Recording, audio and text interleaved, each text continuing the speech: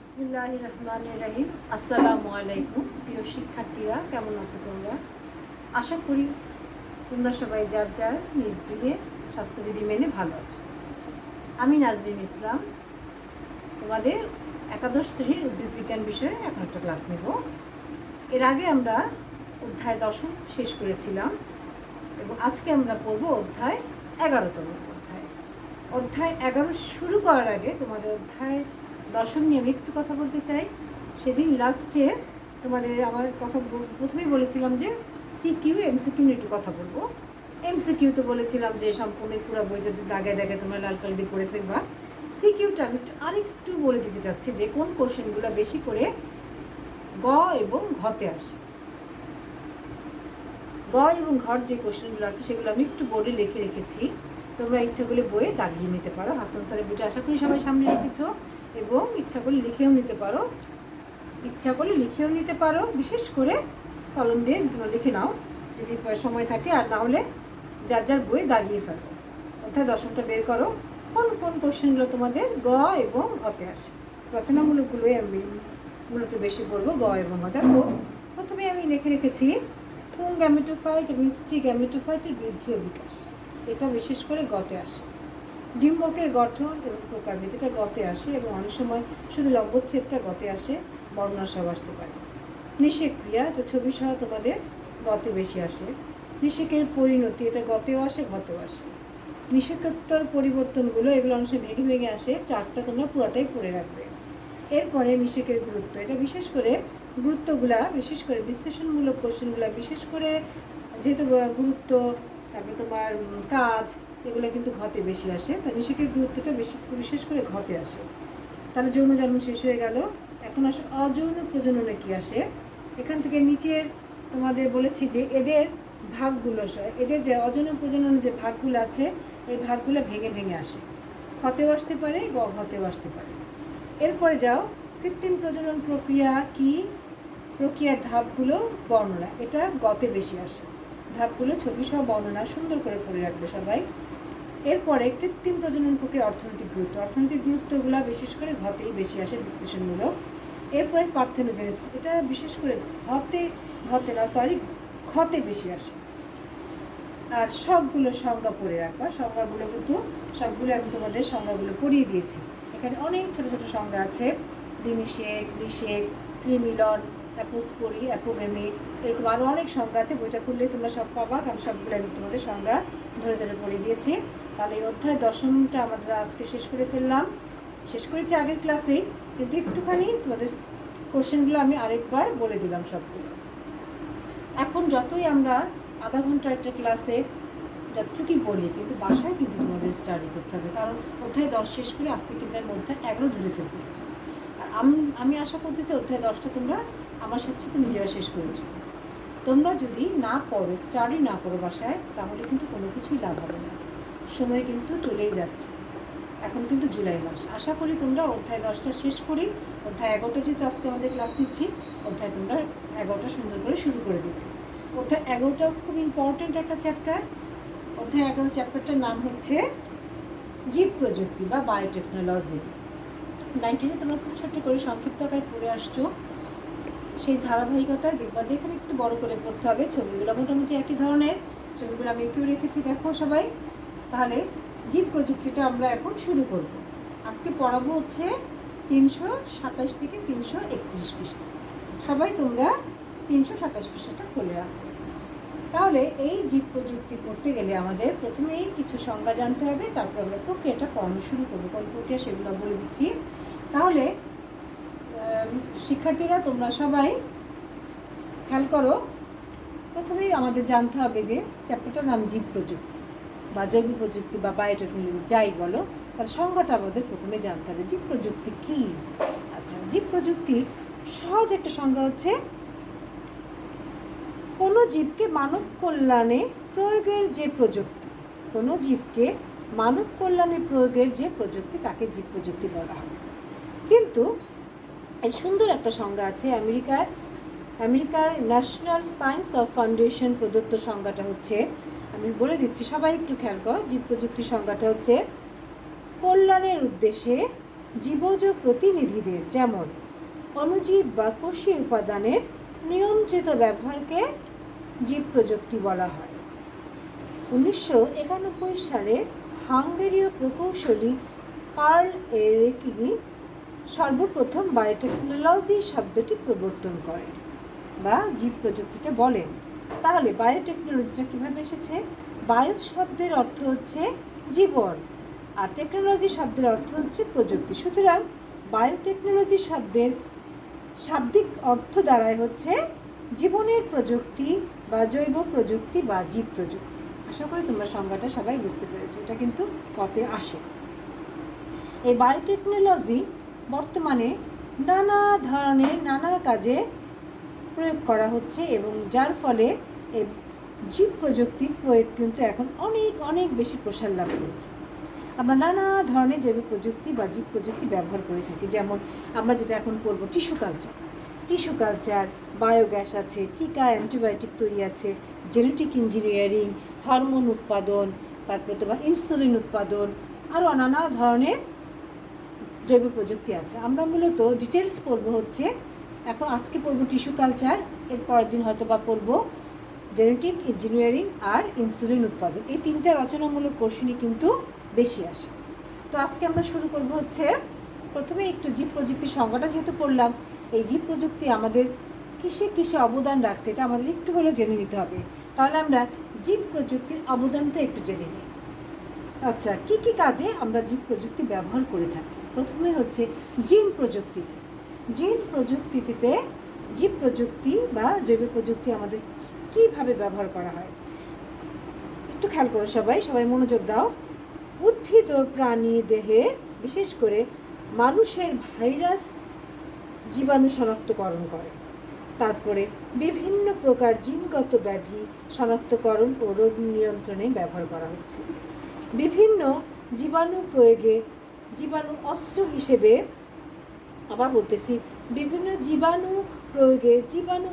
হিসেবে দেশের প্রতিরক্ষা কাজে ব্যবহৃত হচ্ছে। বিভিন্ন টিউমার কোষকে নিশ্চিত করতে নির্দিষ্ট অ্যান্টিবডি উৎপাদন ও সঠিক স্থানে প্রেরণ করার কাজে ব্যবহৃত হচ্ছে এই জিন প্রযুক্তির মাধ্যমে। 2 নম্বর হচ্ছে এনজাইম প্রযুক্তিতে। কীভাবে হচ্ছে উন্নত মানের এনজাইম উৎপাদন এবং প্রয়োজনীয় দ্রব্য উৎপাদনে এনজাইম ব্যবহার, প্রাকৃতিক প্রোটিনের চেয়ে উন্নত পেপটাইড এবং নির্দিষ্ট ঔষধ, সঞ্চয়ী প্রোটিন প্রভৃতি জৈবনিক যৌগের উৎপাদনে কী করা হচ্ছে? এই প্রযুক্তি ব্যবহার করা হচ্ছে। কৃষিক্ষেত্রে এর অবদান অনেক। উদ্ভিদ কোষ, টিস্যু এবং অঙ্গের কালচারে সালোক সংশ্লেষণে বেশি সক্ষম, নাইট্রোজেন স্থায়ীকরণ ক্ষমতা সম্পন্ন, উন্নত সঞ্চয়ী প্রোটিন ধারণ ক্ষমতা সম্পন্ন উদ্ভিদ উৎপাদনে ব্যবহৃত হচ্ছে। রোগ পতঙ্গ বালাইরোধী উদ্ভিদ উৎপাদন করতে সহায়তা করছে। বেশি মাংস ও দুধ উৎপাদনকারী সুস্থ এবং সবল গবাদি পশু উৎপাদনে সহায়তা করছে। এছাড়া জৈব প্রযুক্তির মাধ্যমে বিভিন্ন গবাদি পশু রক্ত ও মলমূত্র থেকে ঔষধ উৎপাদন করা এই প্রযুক্তির মাধ্যমে সম্ভব হচ্ছে। এরপরে যাও কৃষিক্ষেত্রে গেল, এখন যাও চিকিৎসা ক্ষেত্রে বা চিকিৎসা শাস্ত্রে এই প্রযুক্তি আমাদের কীভাবে সহায়তা করছে?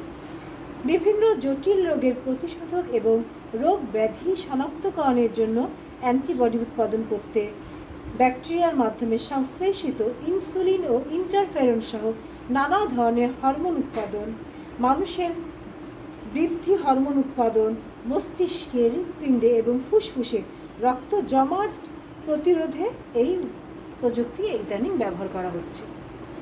শিল্পক্ষেত্রেও কিন্তু এর গুরুত্বপূর্ণ ভূমিকা রাখে। শিল্পক্ষেত্রে অণুজীববিদ্যার জ্ঞানকে ভালোভাবে কাজে লাগিয়ে জৈব প্রযুক্তির সাহায্যে বিভিন্ন ঔষধের গুণগত এবং পরিমাণগত উৎপাদন বাড়ানো সম্ভব হয়েছে। জৈব শক্তি উৎপাদন করা যাচ্ছে, অণুজীব থেকে খাদ্য উৎপাদনও করা যাচ্ছে। লাস্ট হচ্ছে পরিবেশ রক্ষায়। পরিবেশ রক্ষাও আমাদের এই জৈব প্রযুক্তির অনেক ভূমিকা রাখে। দেখো একটু খালি বলে দেয় হিন্স। কলকারখানায় নির্গত রাসায়নিক পদার্থের বিক্রিয়ার প্রশমন ঘটাতে অণুজীবের ব্যবহার, এর জন্য আমরা অণুজীব ব্যবহার করি। মানুষ সৃষ্ট বর্জ্য এবং জঞ্জাল ধ্বংস এবং পরিবেশ নির্মূল করার কাজে অণুজীব ব্যবহার করা হচ্ছে। জিন ব্যাংক স্থাপন করে জীব বৈচিত্র্য রক্ষায় কী করা হচ্ছে, এই তার মানে মূলত পরিবেশ রক্ষায় কী করা হচ্ছে, জৈবিক প্রযুক্তি প্রক্রিয়াটা এখন ব্যবহার করা হচ্ছে। তাহলে দেখো কতগুলো কাজে জৈবিক প্রযুক্তি আমাদের সরাসরি সহায়তা করে থাকে। তার অনেকগুলো জৈবিক প্রযুক্তির প্রক্রিয়ার নাম আমি বলেছি, টিস্যু কালচার, তারপরে তোমার বায়োগ্যাস, রিকম্বিনেন্ট ডিএনএ, হরমোন উৎপাদন, তারপর তোমার কি বললাম ইনসুলিন উৎপাদন, রিকম্বিনেন্ট ডিএনএ টেকনোলজি, এগুলো আমরা ডিটেলস পড়বো। আজকে আমরা ডিটেলস পড়বো হচ্ছে উদ্ভিদ টিস্যু কালচার। তাই উদ্ভিদ টিস্যু কালচার কী, উদ্ভিদ টিস্যু কালচার কী এবং এর ধাপসমূহ পড়বো। তাহলে সংজ্ঞাটা আমাদের আগে জানতে হবে, টিস্যু কালচার কী। টিস্যু কালচার সংজ্ঞাটা খুবই সহজ, তবে তোমরা কিন্তু 9-10 পড়লেও সবাই একটু মনোযোগ দিবে, সংজ্ঞাটা সবাই ভালো করে বুঝে নাও, সংজ্ঞাটা বুঝলেই প্রক্রিয়াটা বোঝা সহজ হবে। সংজ্ঞাটা সবাই খেয়াল করো, উদ্ভিদের সংজ্ঞাটা খেয়াল করো, টিস্যু কালচার কী, সংজ্ঞাটা আমি বলছি টিস্যু কালচার কী। উদ্ভিদের, এই যে একটা উদ্ভিদ আমি নিয়েছি, টবে লাগানো একটা গাছ, এটা মাত্র উদ্ভিদ। এই যে গাছ, এই গাছ থেকে কিন্তু আমি কী নিব, উদ্ভিদের যে কোনো, যেখানে বিভাজন হয়, উদ্ভিদের যে অঙ্গগুলো বিভাজন হবে, তাহলে উদ্ভিদের যে কোনো বিভাজনক্ষম অঙ্গ থেকে, এটা হতে পারে শীর্ষমুকুল, এটা হতে পারে কক্ষমুকুল, এটা হতে পারে কচি পাতা, ঠিক আছে। তাহলে উদ্ভিদের যে কোনো বিভাজনক্ষম অঙ্গ থেকে বিচ্ছিন্ন কোনো টিস্যু নিয়ে সম্পূর্ণ জীবাণুমুক্ত পরিবেশে, আমরা কি ঘরে বসে কাজ করতে পারবো না, সম্পূর্ণ জীবাণুমুক্ত পরিবেশ, কিংবা মাঠে ময়দানে করতে পারবো না, মাঠে ময়দান কিংবা মাঠে কিংবা ঘরে বসে কিন্তু আমরা জীবাণুমুক্ত পরিবেশ পাবো না, আমাদের জন্য ল্যাব লাগবে, একটা পরিচ্ছন্ন ল্যাব। এই জন্য বলা হয়েছে সম্পূর্ণ জীবাণুমুক্ত পরিবেশ, স্টেরাইল একটা পরিবেশ লাগবে। সম্পূর্ণ জীবাণুমুক্ত পরিবেশের পুষ্টি মাধ্যমে আবাদ করে, পুষ্টি মাধ্যমে আবাদ করে, এটা আমি বুঝাই দিব পুষ্টি মাধ্যমটা কি।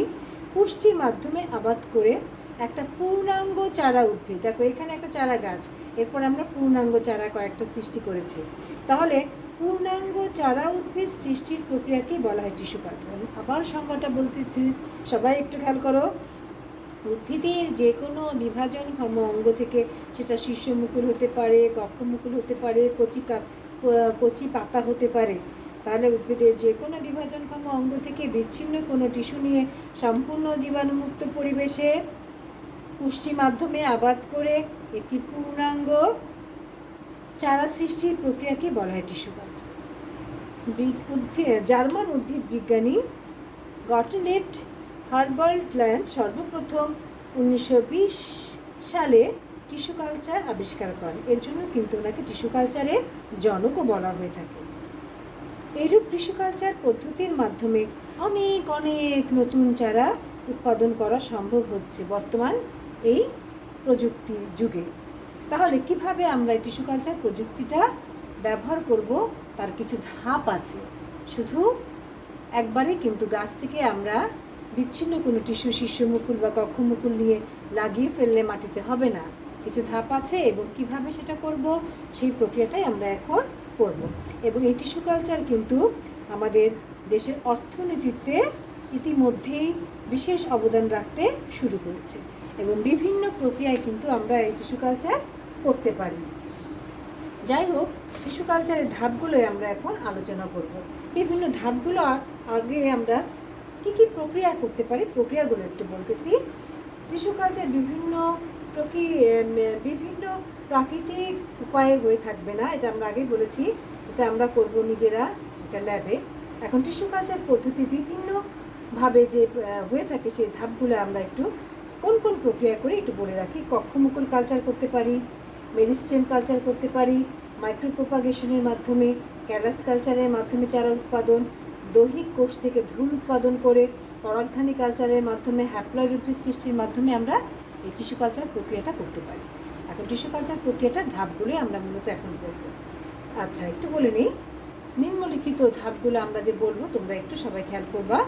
প্রথমেই আছে 1 নম্বর পয়েন্ট, মাতৃ উদ্ভিদ বা এক্সপ্ল্যান্ট নির্বাচন। মাতৃ উদ্ভিদ বা এক্সপ্ল্যান্ট নির্বাচন, প্রথম যে আমরা উদ্ভিদটা নিয়েছি সেটাই কিন্তু মাতৃ উদ্ভিদ বা এক্সপ্ল্যান্ট, সেটাই কিন্তু মাতৃ উদ্ভিদ বা এক্সপ্ল্যান্ট। তাহলে আমরা কিভাবে নির্বাচন করব এত গাছের ভেতর থেকে? তাহলে আমি এক্সপ্ল্যান্ট নির্বাচনটা একটু বলি, মাতৃ উদ্ভিদ বা এক্সপ্ল্যান্ট নির্বাচনটা আমরা কীভাবে করব।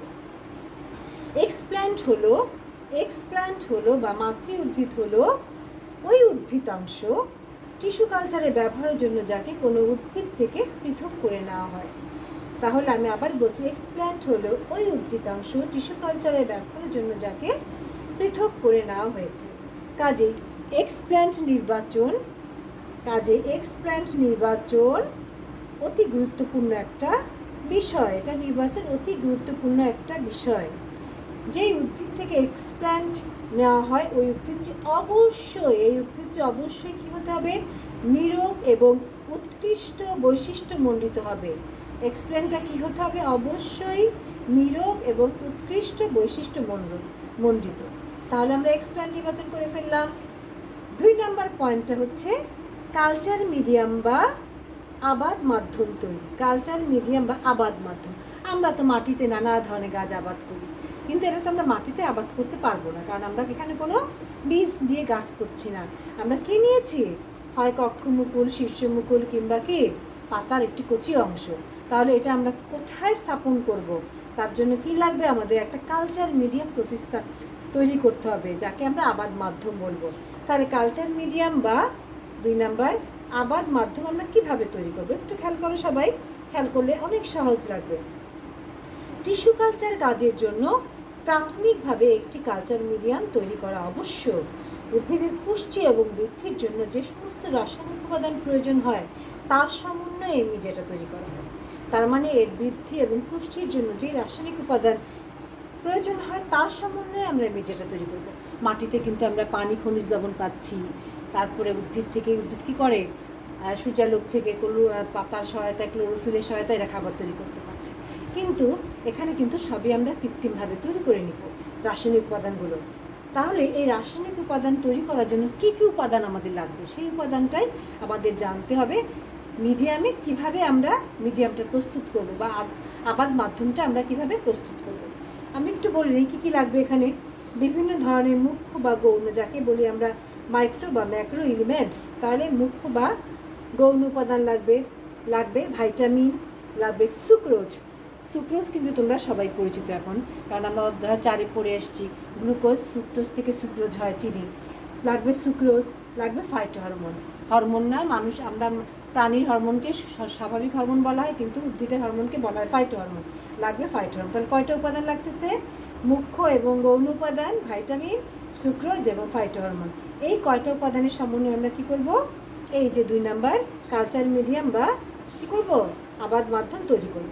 3 নাম্বার হচ্ছে এই যে মিডিয়ামটা তৈরি করে ফেললাম, এখন লাগবে আমাদের মিডিয়ামে এক্সপ্ল্যান্ট বা টিস্যু স্থাপন করবো। এই যে আমরা টিস্যুগুলো আলাদা করেছি, কক্ষমুকুল হতে পারে, শীর্ষমুকুল হতে পারে, যে টিস্যুগুলো আলাদা করে ফেলেছি এক্সপ্ল্যান্ট থেকে, এগুলোকে আমরা এখন কোথায় স্থাপন করব? এই যে মিডিয়ামে। তাহলে মিডিয়ামে এক্সপ্ল্যান্ট বা টিস্যু স্থাপন করব কিভাবে?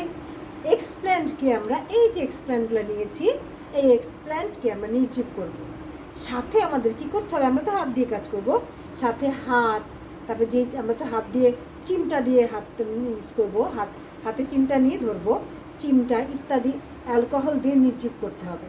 সম্পূর্ণ নির্জীব অবস্থায় কাঁচপাত্রে কিন্তু কি করব আমরা? এই দেখো, কাঁচপাত্র বলতে আমরা কিনতে পারি, টেস্ট টিউব নিতে পারি, কিংবা এখানে আমরা কনিকের ফ্লাস্ক দিয়ে করেছি, তোমরা টেস্ট টিউব দিয়েও করানো যায়।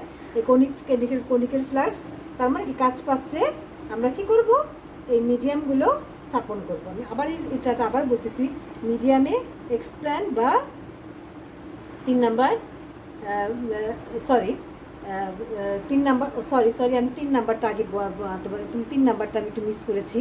জীবাণুমুক্তকরণ বা নির্জীবকরণ, 4 নাম্বারটা পড়িয়ে ফেলেছি আগে। 3 নাম্বার হচ্ছে জীবাণুমুক্তকরণ বা নির্জীবকরণ। আচ্ছা, এই যে আমরা তৈরি করেছি, এক্সপ্ল্যান্ট নিয়েছি, এক্সপ্ল্যান্ট থেকে টিস্যু নিয়েছি, এটা আমরা কীভাবে জীবাণুমুক্ত করব? কালচার মিডিয়াম থেকে এই যে আমরা নিয়েছিলাম ভিটামিন, সুক্রোজ, ফাইটোহরমোন, এদেরকে আমরা জীবাণুমুক্ত করতে হবে। কারণ তোমরা যখন দেখবা যে আমরা বাসায় কোনো শরবত গুলিয়ে রাখি, এটা কিন্তু কি হয়? দেখবা যে কিছুক্ষণ পর টকটক কেমন গন্ধ হয়েছে। তার মানে যে কোনো মিডিয়াম তৈরি করলে সেগুলো কী হতে পারে? জীবাণুমুক্ত হতে পারে। এই জন্য আমাদের একটু পরিষ্কার পরিচ্ছন্ন করতে হবে। কীভাবে করব?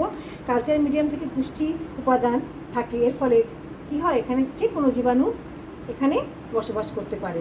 তাই মিডিয়ামকে কনিক্যাল ফ্লাস্ক বা টেস্ট টিউবে ঢেলে নির্জীবকৃত তুলা দিয়ে, দেখো তুলা দিয়ে আমি মুখটা আটকে দিয়েছি।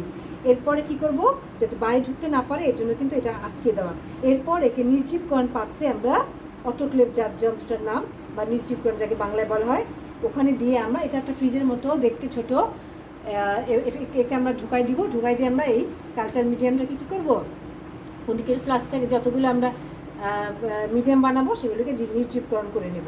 এরপরে যেটা আমরা আগে করে ফেলেছিলাম মিডিয়ামে এক্সপ্যান্ড টিস্যু বা স্থাপন করবো। এগুলো কিন্তু যখনই আমরা নির্জীবকরণ করে ফেলবো তারপরে কি ওই অটোক্লেভ থেকে বের করে ঠান্ডা করবো। ঠান্ডা করলেই দেখবা যে তখন এটা পানি থাকবে না, এরা কি হয়ে যায় তখন একদম একটা জেলির মতো থকথকে হয়ে যায়।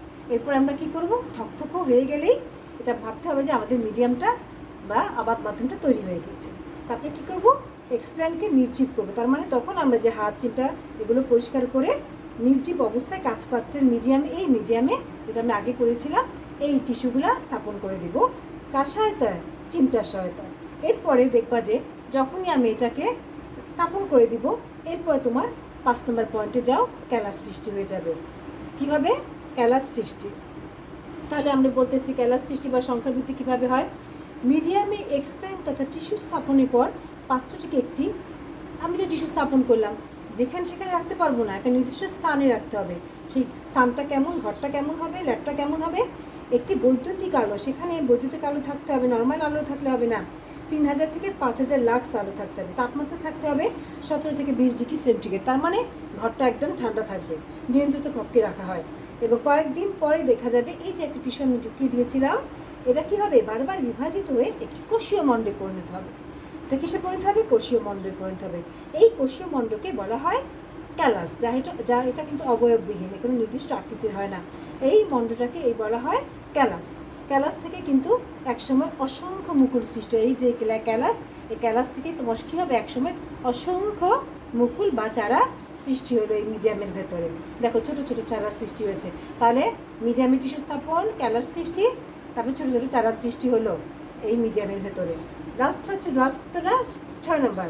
এখন যে ক্যালাস সৃষ্টি হলো, ক্যালাস থেকে কী হবে, চারা উৎপাদন। দেখো কীভাবে চারাগুলো কী হয়েছে, এই যে মুকুলগুলো হলো, এই মুকুলগুলো সাবধানে আমি কাটবো, কেটে কী করবো, এরপরে দেখো এই চারায় কিন্তু কোনো মূল নাই, এই মুকুলগুলোকে কেটে আমি কী করবো, মূল উৎপাদনকারী মিডিয়ামে আবার দিয়ে দিব। এবং সেখানে প্রতিটি মুকুল মূল সৃষ্টি করে পূর্ণাঙ্গ চারায় পরিণত হয়েছে। দেখেছো, মূল সৃষ্টি করার জন্য পৃথক মিডিয়ামে দিলাম, এই যে এখানে চারা সৃষ্টি হয়েছে, শুধু চারা হয়েছে, কোনো কি হয় নাই, কোনো মূল নাই।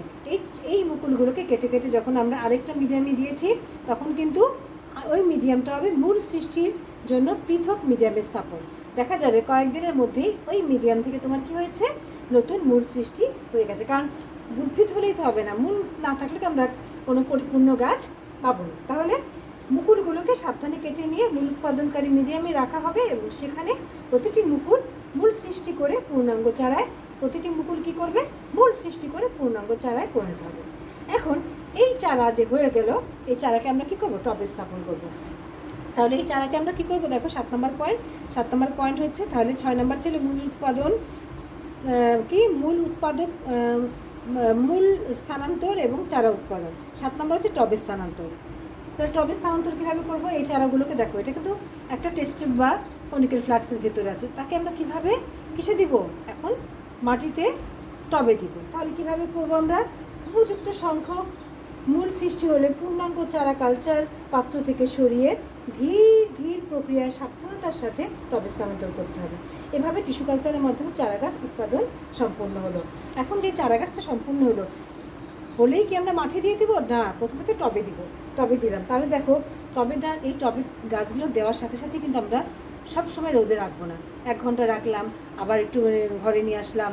এভাবে আমরাকে বাইরের পরিবেশের সাথে কী করবো, আমরা একে সামঞ্জস্যভাবে মিলিয়ে দেওয়ার চেষ্টা করবো, না হলে কিন্তু সহজেই রোদ পেলে এরা কী হয়ে যেতে পারে, মরে যেতে পারে। তো লাস্ট টপিকটা হচ্ছে প্রাকৃতিক পরিবেশ তথা মাঠ পর্যায়ে স্থাপন। এভাবে যখন তারা অভ্যস্ত হয়ে যাবে টবে, তারপরে আমরা মাটি দিয়ে দেবো। কীভাবে দেবো, টবসহ চারা গাছে কিছুটা আর্দ্র পরিবেশে রাখা হয়, তবে রোপিত চারাগুলো কক্ষের বাইরে মাঝে মাঝে কী করবো, আমরা আগেই বলছি পরিবেশের সাথে খাপ খাওয়ানোর জন্য রাখবো। এবং পূর্ণাঙ্গ চারাগুলো সজীব হয়ে উঠলেই তারপরে যখন দেখবে যে না এখন অনেকক্ষণ রোদে রাখলেও তারা কী হচ্ছে না, নষ্ট হচ্ছে না, তখন তাদেরকে প্রাকৃতিক পরিবেশে মাটি দিয়ে দেবো। এখানে উল্লেখ্য যে তোমরা একটু মনে রাখবা যে গবেষণার ক্ষেত্রে যেহেতু টিস্যু কালচার ব্যবহার করা হয়, গবেষণা টিস্যু কালচারে কিন্তু এই পদ্ধতি মাঝে মাঝে তোমার চেঞ্জ হতে পারে। নানা এই মিডিয়ামের জন্য যা যা ব্যবহার করেছি, আমরা কি কাজে কোন কাজের জন্য ব্যবহার করছি, তখন কিন্তু আমরা কি করতে পারি, এর উদ্দেশ্যের উপর ভিত্তি করে আমাদের এই মিডিয়াম ব্যবহারটা তৈরি করার প্রক্রিয়াটা চেঞ্জ হতে পারে। তাহলে এভাবে আমরা মিডিয়াম তৈরি করব, মিডিয়াম তৈরি করে টিস্যু দিব, টিস্যু দিয়ে আমরা কি করব, গাছগুলোকে যখন মূল তৈরি হবে, মূল তৈরি হয়ে গেলে আমরা টবে দিব, টবটার পরে আমরা আর্দ্র পরিবেশে রেখে আমরা বাইরের পরিবেশের সাথে সামঞ্জস্য করব, তারপরে আমরা কি করব, মাঠ পর্যায়ে দিয়ে দেব। তাহলে আজকে আমি তোমাদের উদ্ভিদ প্রজনন উন্নত জাত উদ্ভাবনের টিস্যু কালচার প্রক্রিয়ার ব্যবহারটা পড়াতে চেয়েছিলাম। এখানে 14টি পয়েন্ট আছে, পড়ানোর আসলে সময় হবে না, নেক্সট ক্লাসে আমি এটা শেষ করব। তাহলে আজকে আমি যতটুকু পড়ালাম, শিক্ষার্থীরা একটু মনোযোগ দাও, আজকে আমি যতটুকু পড়ালাম একটু খেয়াল করো। আজকে আমি কি পড়ালাম, জীব প্রযুক্তির অবদান, একটু খেয়াল করো সবাই, জীব প্রযুক্তির অবদানের 6টা পয়েন্ট ছিল। জীব প্রযুক্তি, এনজাইম প্রযুক্তিতে, কৃষিক্ষেত্রে, চিকিৎসাশাস্ত্রে, শিল্পক্ষেত্রে, পরিবেশ রক্ষায়, এই পয়েন্টগুলো সুন্দর করে একটু পড়ে ফেলবা। তারপরে পড়ালাম টিস্যু কালচার কি, টিস্যু কালচার পদ্ধতির ধাপসমূহের মধ্যে যে 8টা ধাপ আছে, সবাই সুন্দর করে পড়বে। তোমাদের কিন্তু এসপি দিলাম 330 পৃষ্ঠার, এই যে ছবিটা যে বোর্ডে এঁকেছি এই ছবিটা তোমরা এসপি করবা, আর 327 থেকে 331 পৃষ্ঠা সবাই পড়ে ফেলবা। আর যেটা পড়িয়েছি পৃষ্ঠা আমি কিন্তু এসপিটা লিখে রেখেছি, 330 পৃষ্ঠার চিত্র, এটা এসপি করবা। আর উদ্ভিদ প্রজনন ও উন্নতজাত উদ্ভাবনে, খেয়াল করো, উদ্ভিদ প্রজনন ও উন্নতজাত উদ্ভাবনে টিস্যু কালচার প্রযুক্তির ব্যবহারটা আজকে পড়াতে পারলাম না, গুরুত্বটা ব্যবহারটা আমি নেক্সট ক্লাসে পড়াবো। তাহলে টিস্যু কালচার ধাপগুলো তোমরা সবাই সুন্দর করে পড়বে, এই যে 8টা ধাপ এবং ছবি সব পড়ে ফেলবে। তাহলে একটু খেয়াল করো তোমরা, তোমাদের যেটা আগে এখন একটু বলতে চাচ্ছি যে কথাগুলো, শুধু অনলাইনে ক্লাস দেখলেই হবে না, ক্লাসগুলোর পরে বাসায় তোমাদের স্টাডি করতে হবে। আধা ঘন্টার ক্লাসে অনেক ডিটেলস কথা আমরা অনেক সময় বলতে পারি না। তোমরা কি করবে, বই খুলে লাইন টু লাইন পড়বে এমসিকিউর জন্য, কারণ অনেক অল্প করে টপিক্সকে আমরা পড়ানোর সুযোগ পাচ্ছি।